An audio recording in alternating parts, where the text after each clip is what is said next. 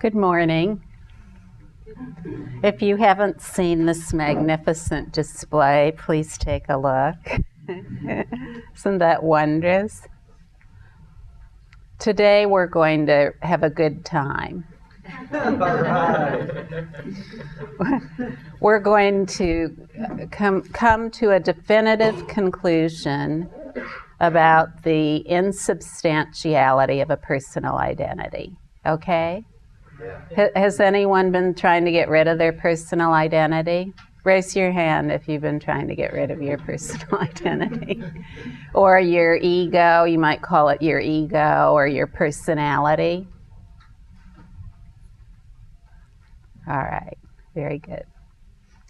Well, to begin with, in the all-encompassing pure view of awareness, the all-encompassing vast expanse, which includes and contains everything that is included and contained therein can be described as a point of view.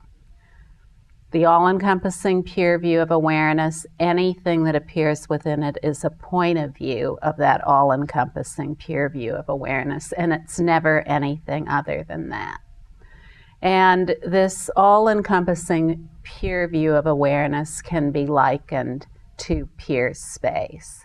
So just like the space around us in the infinite expanse of the sky, the vault of the sky, is a pure space, so everything within that vault of the sky, within that pure space, is also comprised of space, no matter what it is.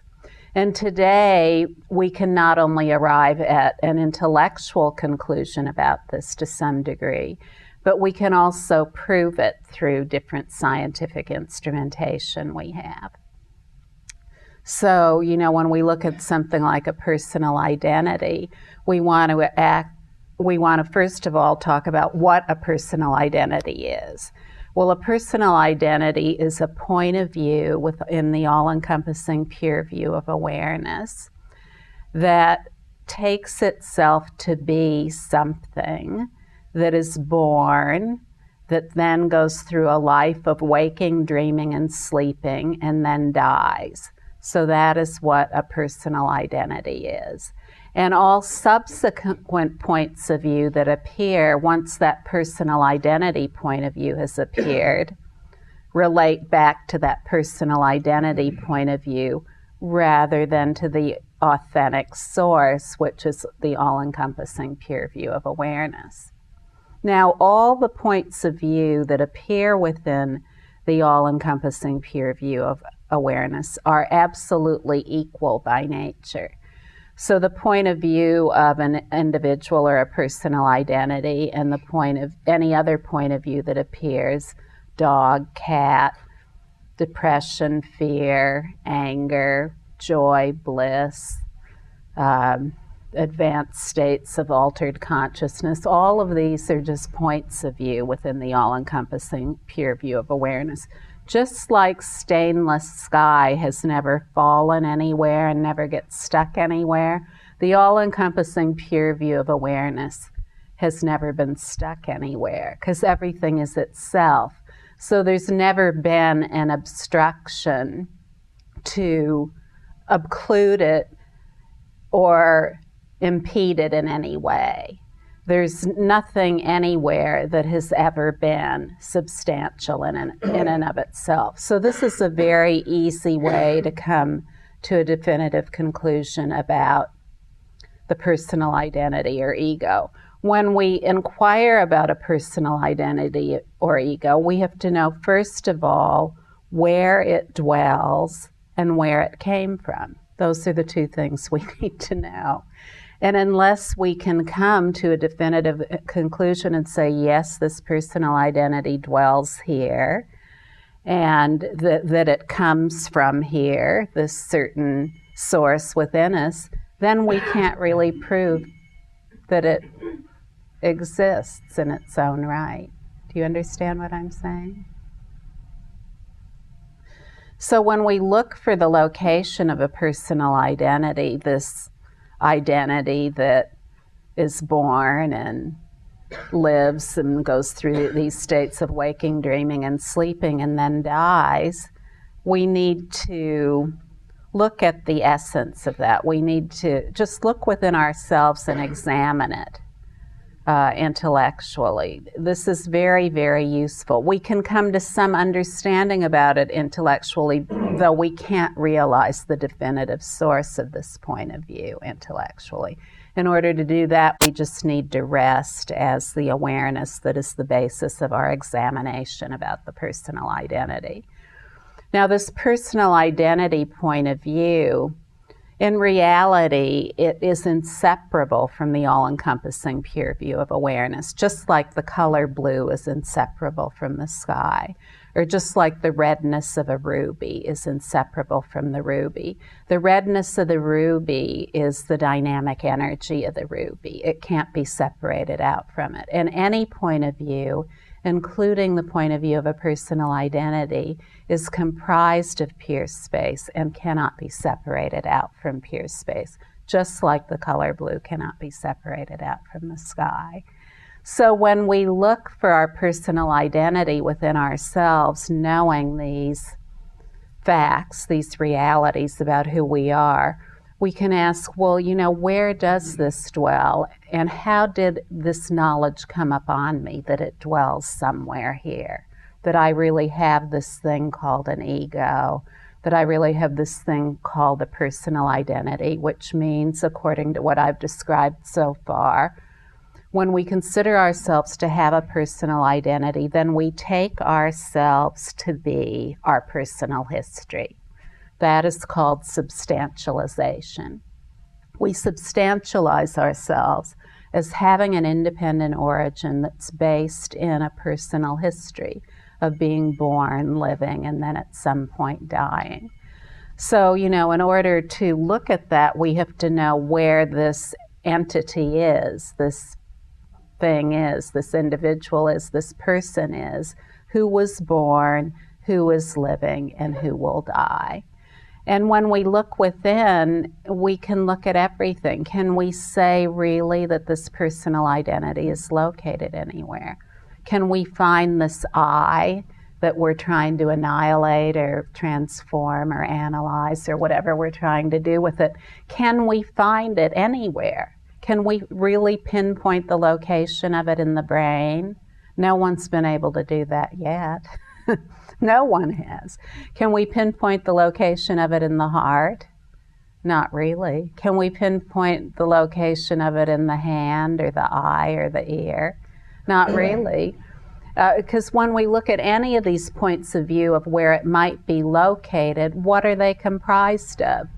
Aware pure space. That's what they're comprised of. So, and even if we take the composite of all the particles of the body and we say this is the individual identity, and we stop and look at its other aspects. So one aspect is that this is the individual identity, this that is sitting here in these chairs. But the other aspect is that it has no independent nature, that it's comprised of aware pure space and nothing else.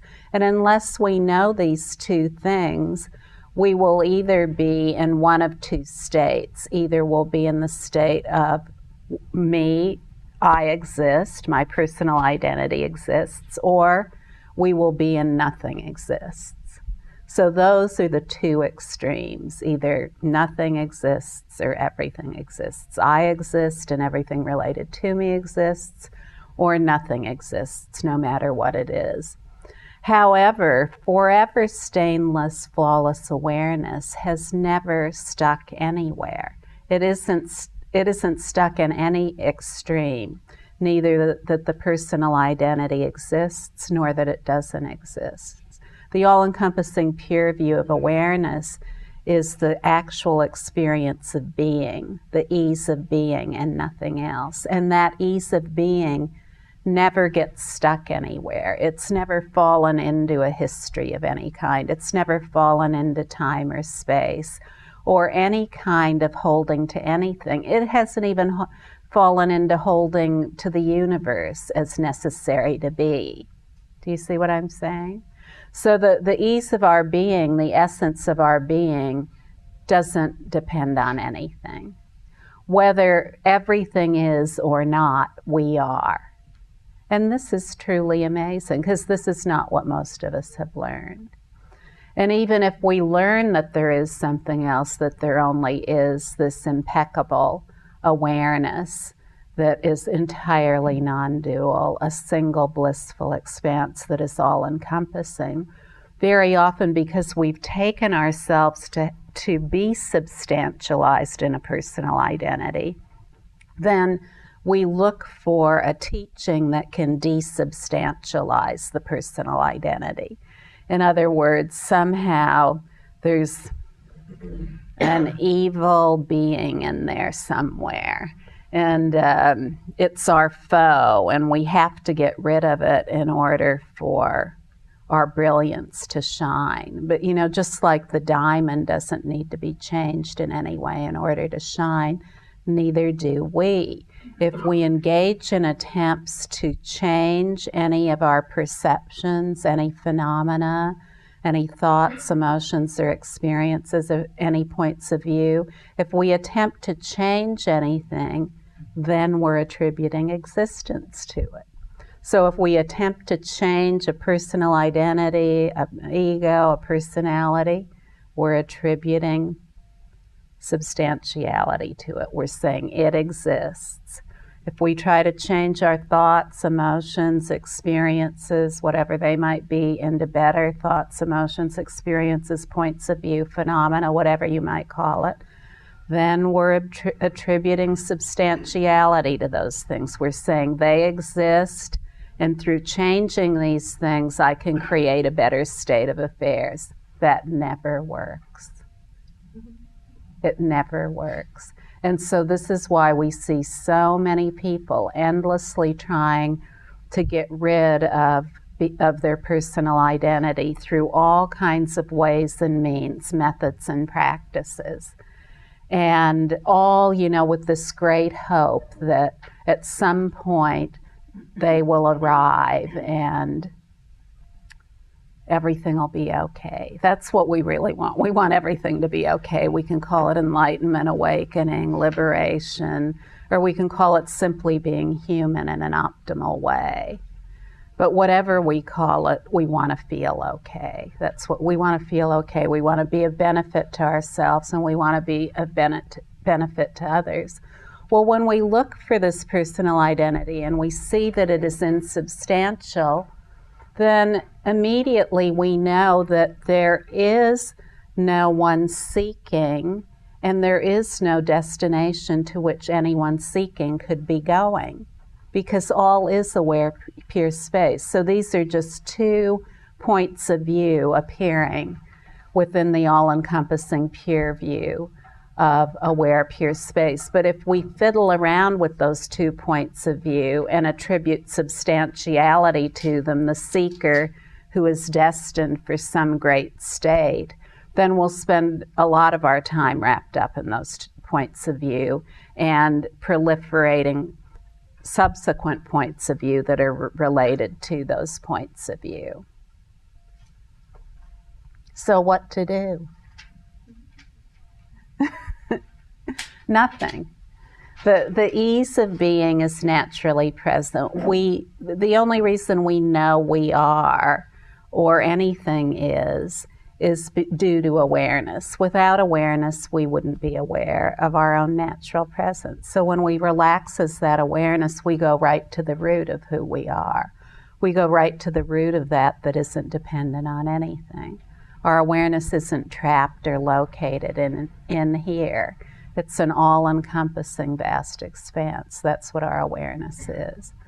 When we just relax as that, when we rest repeatedly for short moments many times without any need to hold to all the points of view that come up, because most of us get into quite an ingrained habit of doing that. The thought comes up and right away we grab onto it and add some other thoughts to it, and we have thought A plus thought B plus thought C plus thought D plus thought E plus thought F equals I'm right. Or thought A plus thought B plus thought C plus thought D plus thought E equals I'm living in hell, you know. So you see, the moment a point of view comes up and we hold to it as substantial, then we substantialize ourselves as somebody. And what happens when we substantialize ourselves as somebody? We separate ourselves out from the single non-dual expanse. We say, I exist. I am substantial in and of myself, and everyone else is substantialized too.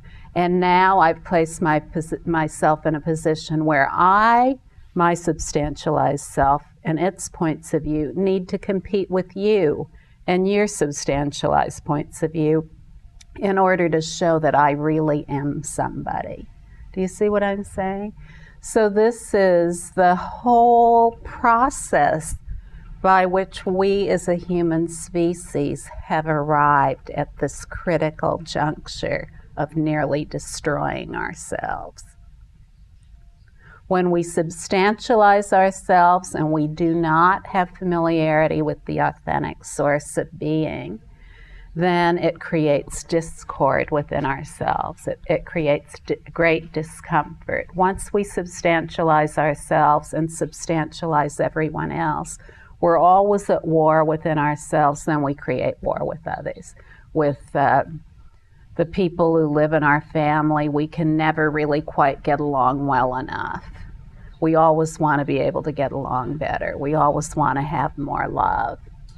And the same is true in our communities and our countries and our world. So, you know, at no time in history have we been more acutely aware of this. In not attributing such fixed ideas to everything and just resting as the ease of being at the basis, we go beyond the limitations of such fixed points of reference. We're no longer tethered to these fixed points of reference, whether it's being somebody or not being anybody, whether it's time and space as the only constructs for the way things are, or cause and effect as the only constructs for the way things are. We go beyond words and concepts and the need to think about everything through this process of holding to points of view and then proliferating them endlessly. And when we just rest as the ease of being at the basis that is entirely beyond words and concepts, we begin to think and make decisions without thinking.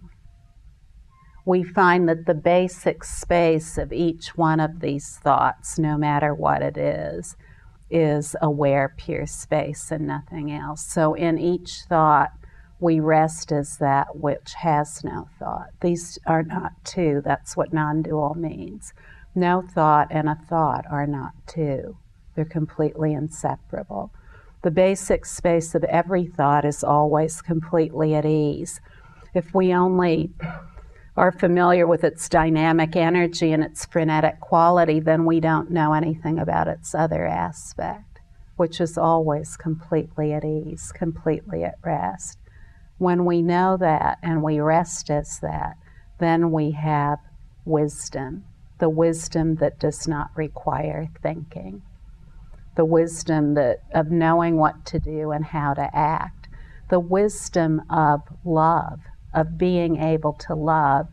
And once we let go of all these tethers we've been holding on to fixed reference points, holding on so desperately, once we just relax and let them all go, then we have tremendous energy, because we've been expending so much energy just really tied up with a lot of fixed reference points. When we let those go, then we have tremendous wisdom energy to be of benefit to ourselves and others, and all of our talents that we have just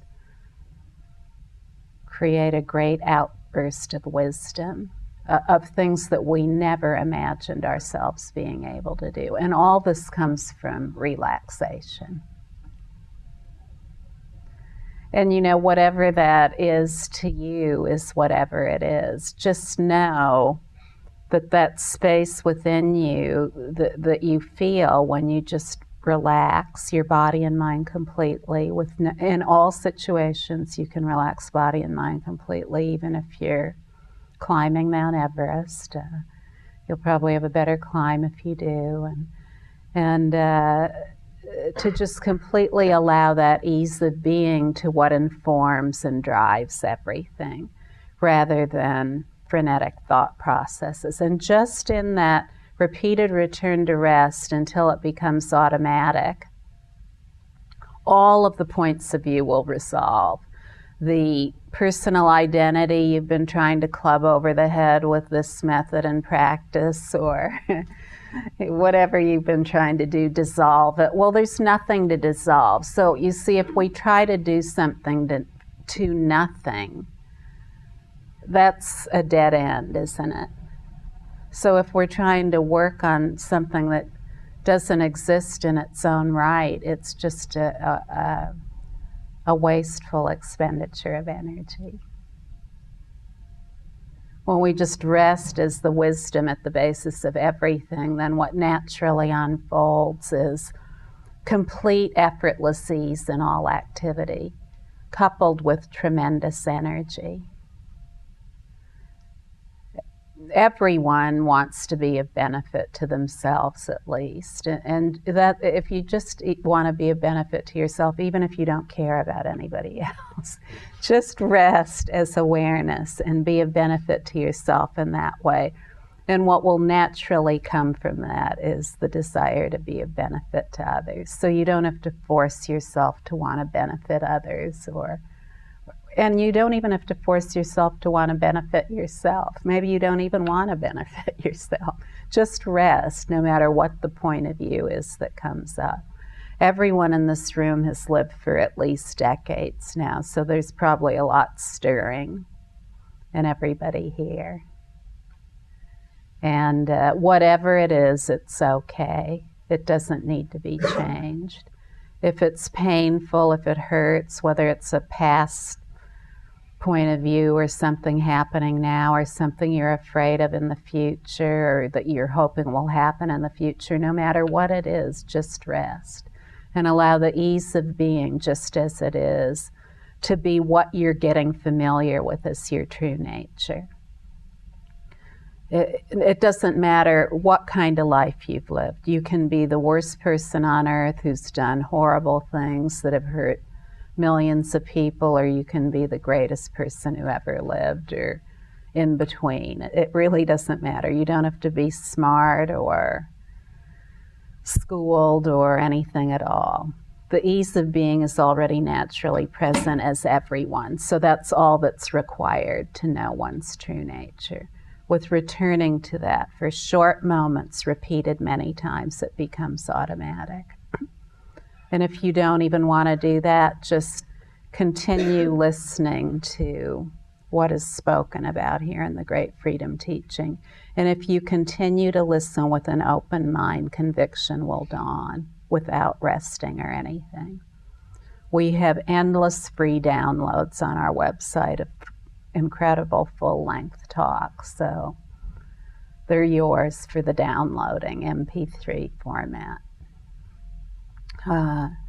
If you just listen with an open mind repeatedly, conviction will dawn. I have people who write to me from all over the world who download these free talks, and many people just put them into MP3 players and then carry the MP3 player with them. And while they're working, whatever they're doing, building a house, building furniture, plumbing, baking a cake, house cleaning, they're listening to these. And while they're doing all these things, conviction dawns. So what could be easier than that? It's very pleasant to listen to who we are, to listen to someone talking about who we are and not trying to make us into somebody who needs to be fixed. It's very pleasant to listen to that. So doesn't require much. Just listening with an open mind.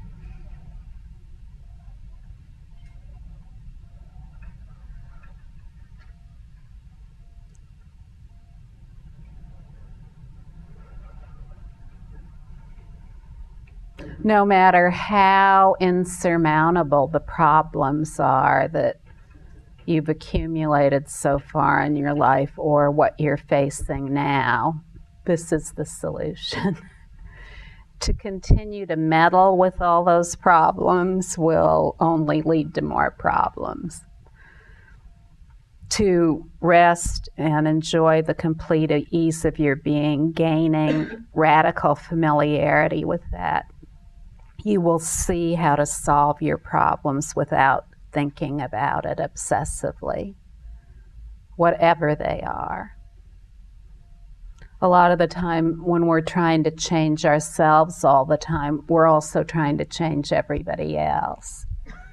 So when we just rest as the essence of our being, then we just automatically stop doing that. We stop trying to change ourselves. We stop trying to change other people. We develop more and more of a balanced view. We can see what makes everyone tick. And then we are much less likely, and then over time, totally unlikely to become bipartisan in any way. When we don't substantialize ourselves and we don't substantialize others, then we not only know intellectually that we're all united, we have a decisive firsthand experience of that. It can never be known just through intellectual scrutiny alone. And this is what we all want more than anything today. It's very important.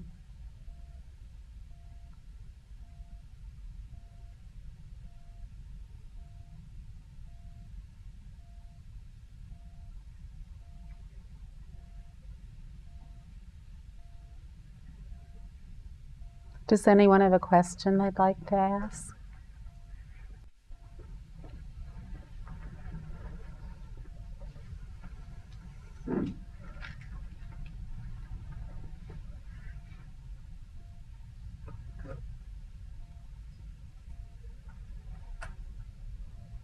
Anil?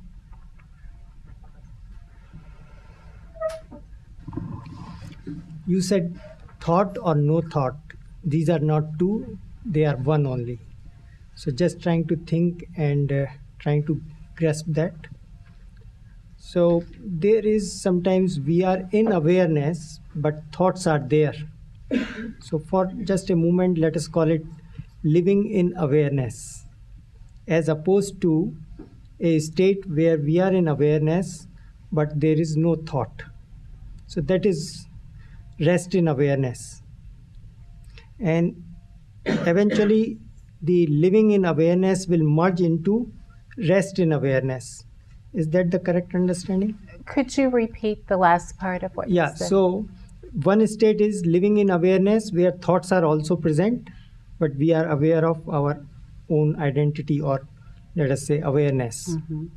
The second is rest in awareness where there is no thought.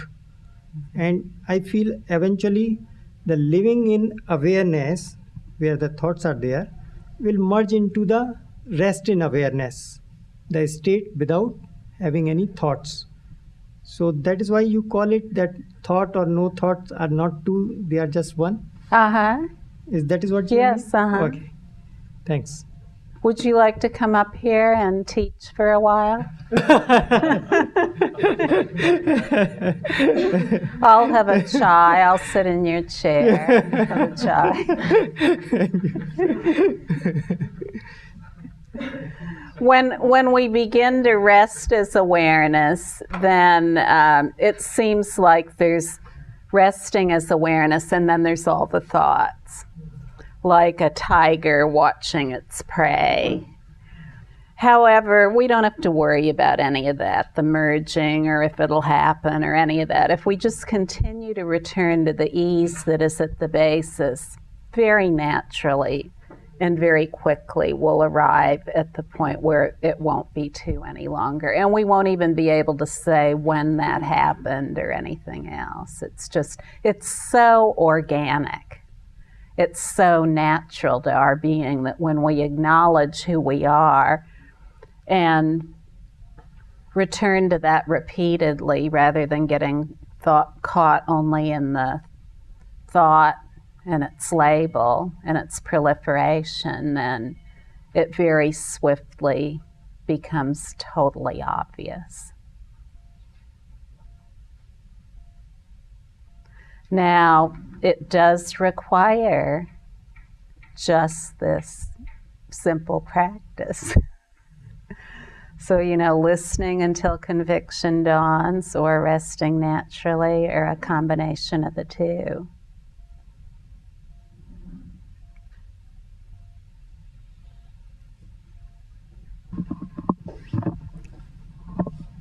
But what to do when you are stuck in your emotion, that your body is reacting, thrilling, you cannot go back to rest, you cannot go back to awareness, you're completely in panic.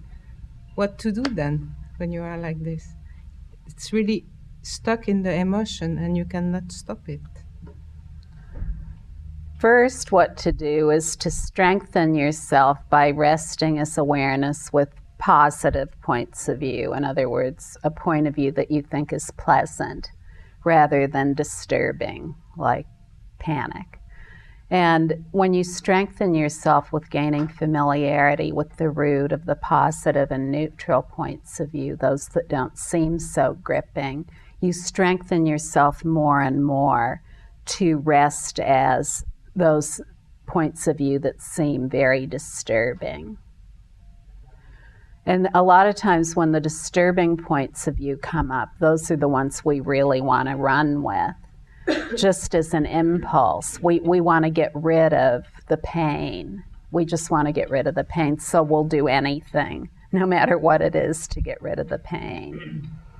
And traditionally, in the great tradition of the epitome teachings, the direct teachings like the Great Freedom Teaching, these types of disturbing emotions are called the poisons.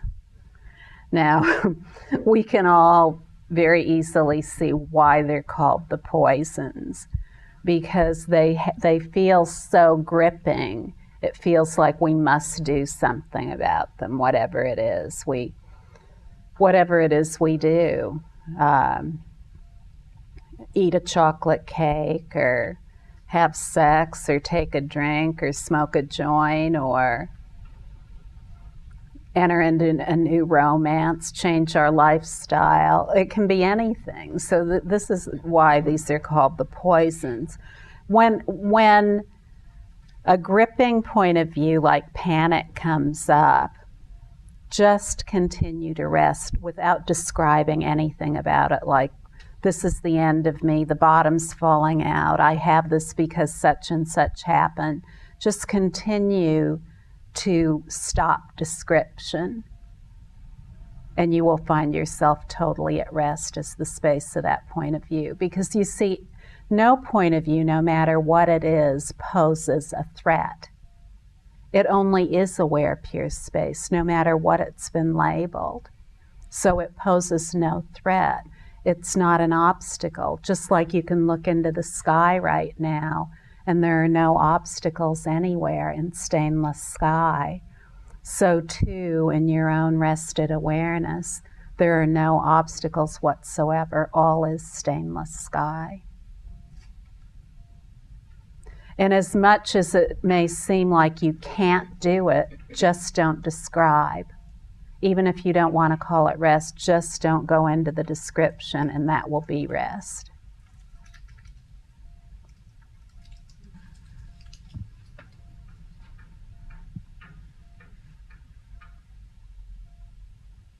No matter what the description is called, it is timelessly free and unobstructed. And when we return ourselves again and again to the basic space of awareness, the basic space of rest, that is the entire substance of anything that appears, then more and more we have complete equanimity no matter what's happening. Whether it's panic, or you see, the panic and the complete ease of being are not two. They're not two, just like no thought and thought are not two. It's only in thinking that there are two, that there's the panic, and then that there's another state that's pleasurable, called ease of being, that there seem to be two.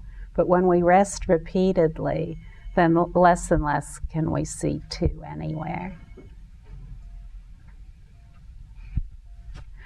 Now, no matter what antidotes you've been applying to your disturbing points of view, know that resting as awareness is a lot easier.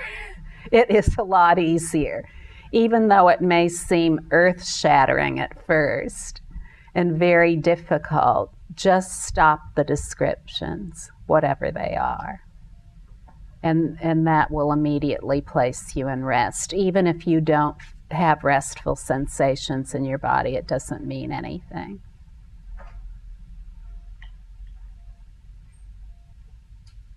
Now you see, when rest occurs in the direct encounter with a disturbing emotion,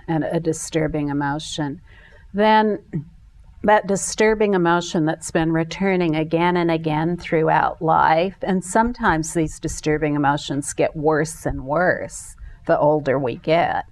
What happens is that disturbing emotion is resolved in the basic space of awareness. It's resolved forever. So there isn't this thing of repeatedly going through these excruciating states of disturbing emotions and thinking about them and wondering if we'll ever get out of this disturbing state and attributing an origin to the disturbing state and all of these things. You know, as we get older, we have a lot more disturbing things going on with us. Now, a lot of you are young, but listen up, okay? Because I'm a little older, so anything disturbing you have going on now, it's going to get a lot more disturbing. You know, just sit here for a minute and notice every little ache and pain you have in your body. We all have them from the day we're born, so I know you have them right here, but just notice all those little aches and pains you have in your body, you young ones. Well, by the time you're my age, you'll have those aches and pains, and they'll be many orders of magnitude greater. And if you haven't rested as awareness, as the great equanimity of everything, no matter what its label might be, then any disturbances you have within you now are going to be even more exacerbated, because now you probably don't think about dying very much, or the end of your life for most of you, because you're young. But you know, when you get to be in your late 50s, the horizon gets closer. So you know, you have this body, it's falling apart, the mental states, you can't use them like you used to. Not so in my case. But you see, wisdom, it doesn't rely on age or any of this stuff. So wisdom is beyond all these debilities that we imply as belonging to a personal identity. But really, no matter what you do, just take all of your enthusiasm and courage and do not describe these states.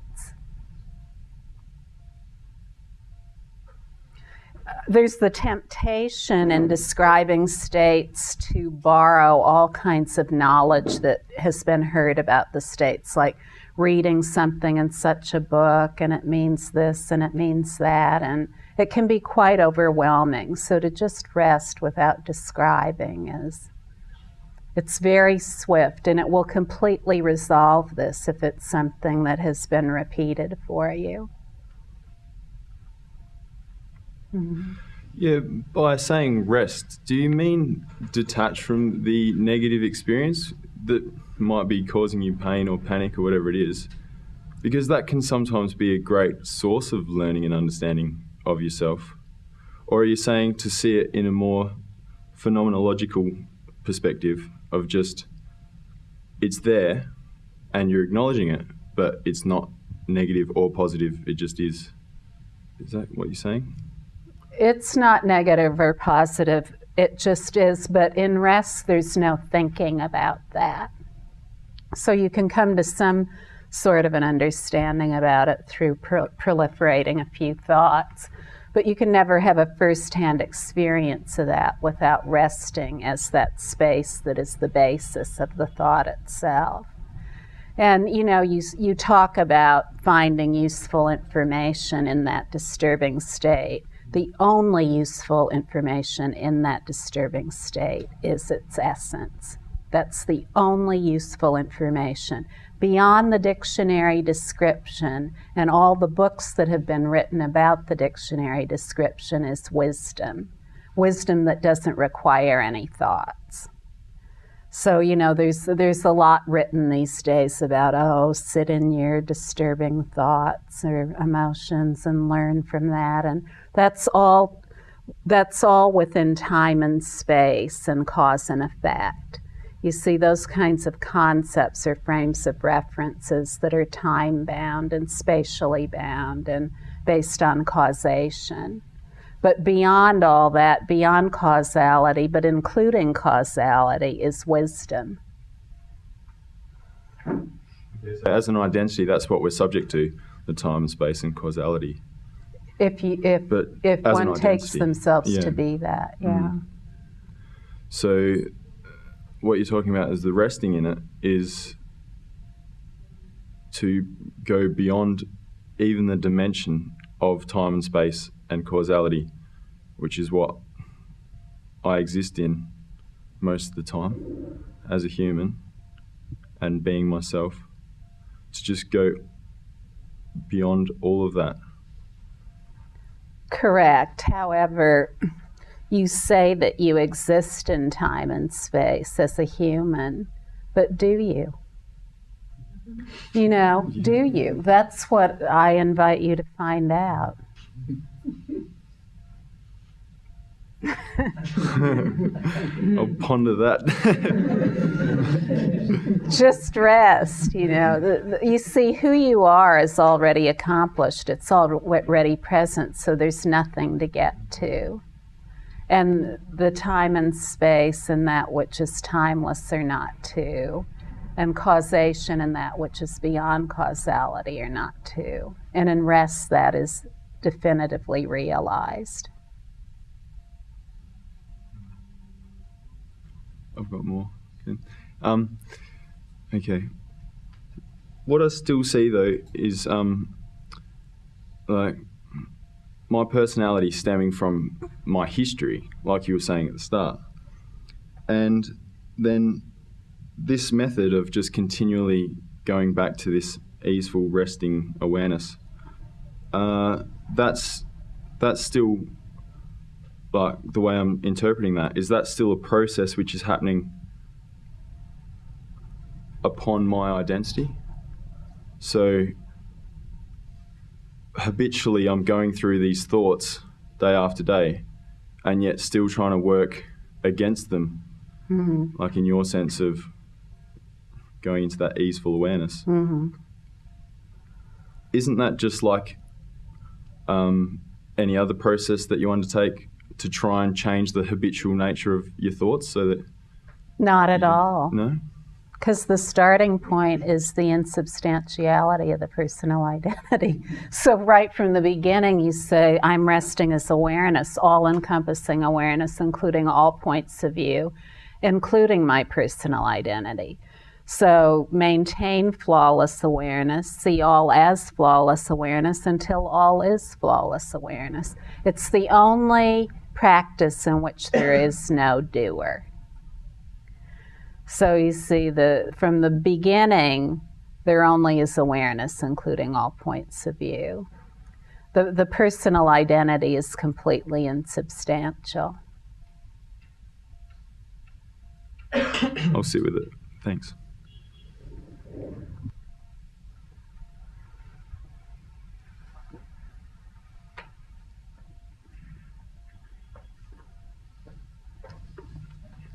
Hi.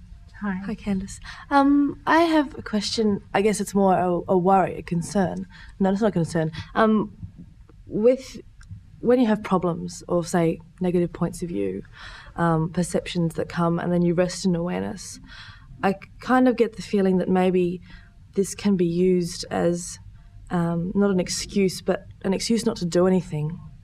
So is what you're saying more, if bad things happen and then you rest and just let it go, you will find a better way to react to situations as opposed to not reacting at all?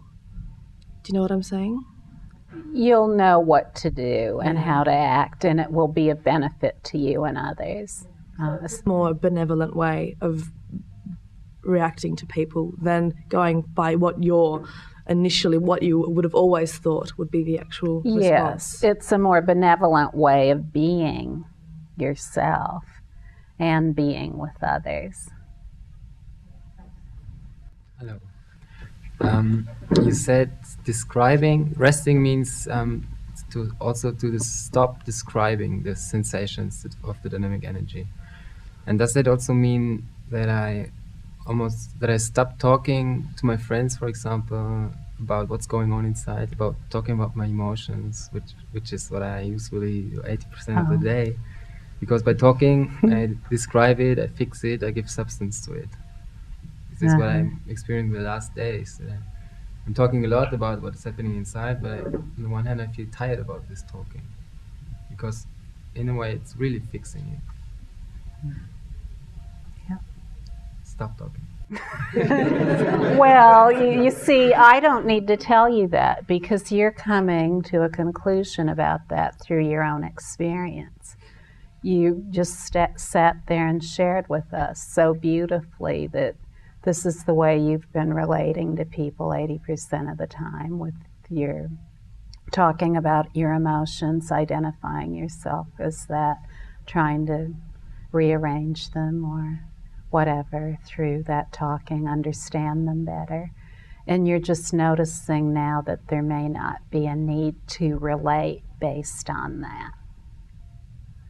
So, what comes about for everyone who rests is that this occurs because when we substantialize ourselves, then we describe ourselves to others according to the substantialization we've made about ourselves. That's who we think we are. And so if we want others to know us, we think we have to tell them all our points of view. When we just rest as the ease of being at the basis, we find there's a natural relationality that is just really joyous and filled with love, that is always fresh and never has anything in the way. So what we've been seeking really in sharing all these things about ourselves is love and intimacy. That's what we want. We want to feel closer to ourselves and other people. When we find the true basis of that, then these other ways of being just gradually become unnecessary or quickly become unnecessary. It even hurts when we persist in doing it because we see that it isn't something that we need to do any longer. And that comes about in a very natural way. Yeah, I just have to add something like that. I mean, a question.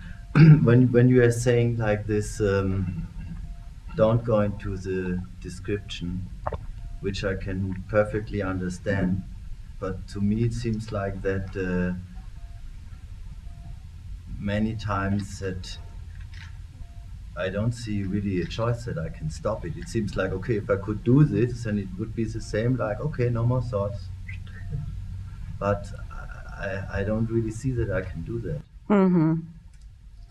It'll become easier and easier, and all the bleeders that go out from the initial thought, they'll just stop. They'll gradually resolve themselves in the basic space of awareness. That's always happening anyway. No matter what appears, it is its own undoing. Nothing needs to be done about it. Just like a line drawn in water, there's nothing that needs to be done about it. But with disturbing states, it's like stirring a pond with a stick until the water is very muddy. Well, if we keep stirring the pond with a stick in order to get the pond clear, it will never happen. And just so if we keep proliferating all these thoughts about the original disturbing thought or emotion, the clarity of awareness won't be obvious. But no need for you to be concerned about that. This will just naturally come about in a way that there just won't be a division any longer. Like I said, at first it seems that there is a division, but very quickly there will be less and less of a division. Then there will be subtle awareness present and obvious in all points of view. In other words, in all thoughts, emotions, and experiences that appear. And then very organically, without any effort or doing, that awareness will brighten. It'll become more and more obvious until that's all that is obvious. Just the single non-dual expanse of everything. So one way we could illustrate it, and this is very simple, is to look at it in this way. We've simply learned that we are all wrapped up in these points of view. That's just something we've learned. There isn't anything mysterious about it at all. We've learned that. So have you seen those dimmer switches that you can turn up and down? The light's very low or it's very bright. So this is like our natural dimmer switch being turned off. There's no light at all anywhere. We can't see what's going on. When we begin to rest as awareness, it's like turning up the dimmer switch gradually until it's completely wide open and bright. And just as the light switch lights up the room, it lights up itself. So, there's return to rest again and again, and it will become automatic, and this will be swift.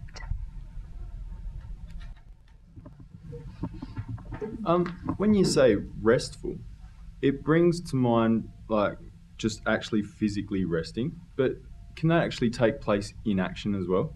Absolutely, yeah. It's anywhere, doing anything.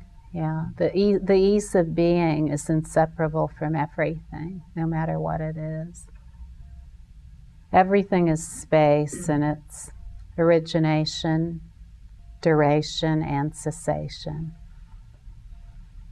So that complete, easeful, natural order of everything is present as everything, no matter what it is. And so is that coupled with possibility as well? Like, by being in that state, more becomes possible for you, not just the strict what I am and what I'm not, and exactly. It's kind of more unlimited. Completely unlimited.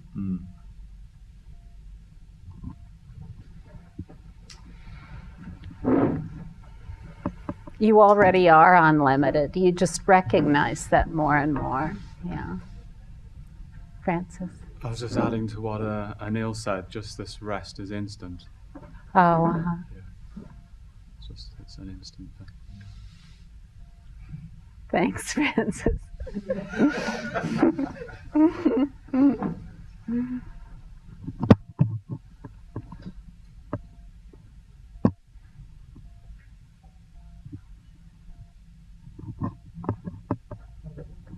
Oh, Ram Prasad.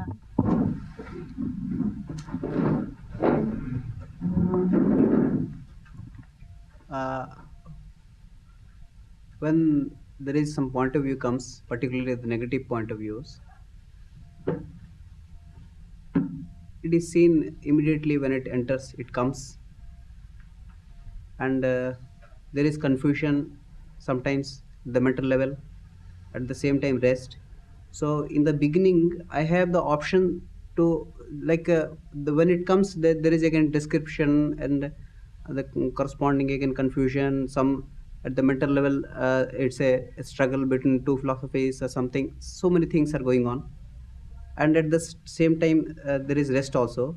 So at the beginning stages of when the point of view is going to enter and about it starts the description and everything, I have an option to totally stop it. But at the same time The attitude what I'm taking is, yes, it's a point of view, and it is like coming of its own, and it is of its own undoing. So there is nothing to stop it also. It will come and it will go of its own. So of course it goes of its own after some time, but at the mental level, a little shaking. There is a rest behind, of course. Absolutely. There is shaking this thing. So should I allow it to happen like that, or should I try to stop it at the beginning itself without description, anything?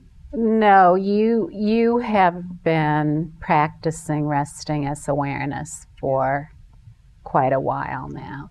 So what you're experiencing is very appropriate to gaining familiarity with awareness, and what I just described as, no matter what the point of view is that appears, there's the subtle presence of awareness as that point of view.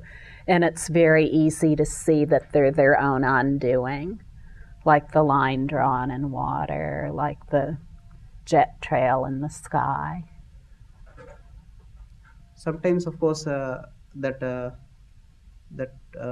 presence, awareness behind that confusion is more intense, and sometimes it is a little vague also, of course. It happens, but so I need not try to stop the description and try to do something about it. Allow it to continue. Should I, or should I try to stop it? What do you say? Just keep resting as awareness, and all of it, no matter how confusing it seems, it'll be its own undoing. We all have these belief systems we've learned, and no, not like that. Not with effort. Suppose some negative point of view come. Even from the mental level, I can work it out. Like, not again intellectualizing and trying to bring some more philosophy and counteracting that. Not only that, just at the mental level, I can say stop, and I can stop it. Simple. But even another option, I have to allow it to continue also. Exactly. So should I stop it immediately, or should I allow it to continue? It's totally up to you. When you're resting as awareness, you'll be resting as awareness as the stopping, or resting as awareness as the thoughts you're having about it. But either way, it's the awareness that's predominant for you, rather than the point of view, because you have been practicing for a while. Now, we all have all kinds of points of view that come up, because there have been so many belief systems that most of us have been hearing about all of our lives, and we've become very invested in those. So we've put all our money on those philosophies, so to speak. Yes. And so we've really substantialized them and separated them out from all other philosophies, saying this is the only one. Now, when we rest as awareness, this whole world of substantiality of philosophies, and which this is the right one, that's the wrong one, it just all opens up into pure space. And this is coming about very naturally for you. Now, a correct understanding about philosophies, or another word is teachings, about the matter of recognizing one's own nature, is that this is the correct understanding. In aware basic space, all appearances naturally are included and contained. And within that space, wherever there are beings who have substantialized themselves and taken themselves to be somebody, then there will be philosophies and teachers that match their ideas about who they take themselves to be. So you see, there isn't any right or wrong. It's just the benevolence of awareness that whatever beings believe about themselves, then wisdom awareness will emanate beings to help those beings who have substantialized themselves in any particular way. So there's no right or wrong, no better way or worse way. And for people who come here, many people are open-minded enough that they open up beyond their philosophy that they've been holding to for most of their life. But in that, what is usually found is that this is the essential method of the philosophy that they've been enjoying already. Do you see what I'm saying? And I know what your philosophy is that you've been practicing for many, many years. And the essence of that philosophy is indistinct from what is being described here. That's all. Yeah.